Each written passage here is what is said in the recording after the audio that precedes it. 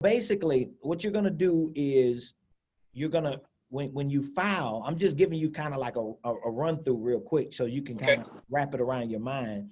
When with your the holding company, a lot of states that you file your LLC articles of organization with, Right. a lot of them don't have categories where you can specify the LLC is a holding company. Some do. Right. But for the ones that do, it's no different than agriculture or medical or liquor or landscape. When it does, if you look through those categories or codes, Right. when you're filing it, when it asks you like what industry is this LLC going to be in, a lot of states will have a section in there that says offices of holding companies. Okay. So that's where you will specify. If it doesn't show that, then you're just going to put other. Okay.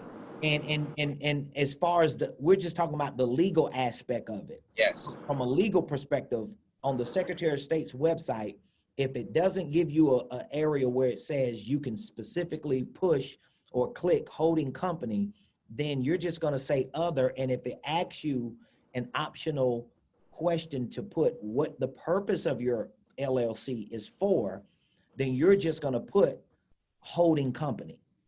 Okay. No different Okay. than you would put for real estate investments. Gotcha. It's just as simple as that, because at the end of the day, when you're filing a legal entity, whether it's an LLC, a S Corp, or a C Corp, or a partnership, it does, just because you say it's a holding company doesn't make it a holding company unless you understand the concept behind it. And the concept is how you operate it, how you run it. And Right. Right. that's based on the data that you're learning. So it's not really based on some legal category in the filing process. Gotcha.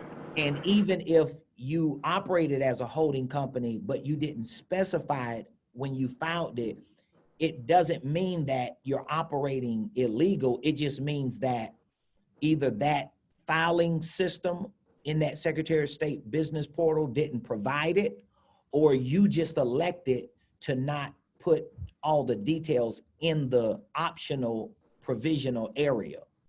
And it's better to keep it general. Am I correct? It's better to keep it general, because the details, if you want it to be, and it's not really that important, because see, we're our bread and butter is business consulting, but also real estate investment. So in real estate investing, you deal with tons of LLCs on a regular basis. Every deal is a new LLC in real estate.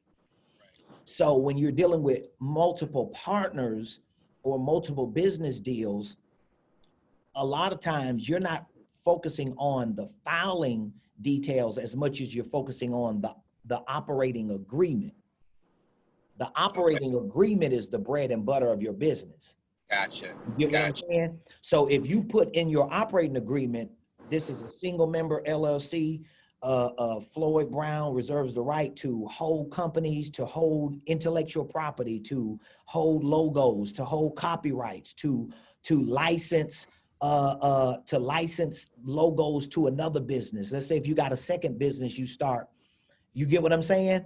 Yes. Yes. Or like, for example, your management services. When you start your management company, you're gonna let your holding company be the sole owner of your management company. Yes. So now your holding company can license your real estate management company any equipment, any intellectual property that you have in your mind, and not let your real estate company own it. Your real estate company is just going to license it. Excellent. Excellent. So the holding company pretty much holds the assets. Yeah, Is that correct? Okay. it holds the assets, and the assets are other businesses, which means it holds the ownership interests of other businesses, whether you start those businesses or whether you're partnering with Right. other businesses. It's going to hold the copyrights of all the ideas you come up with on how to do what you do. that is proprietary to you, you're going to write all that stuff down. You're going to get it notarized and say, I sign this over to my company to own it, to own the rights of it. So whatever you do, let's say if you have a management formula that you come up with for real estate management, right? You're not going to let your operating company that manages property that's high risk own that process. Gotcha. Your holding company is going to own that process. And is that detailed in the articles, or is there a separate agreement between the two, parent and child company?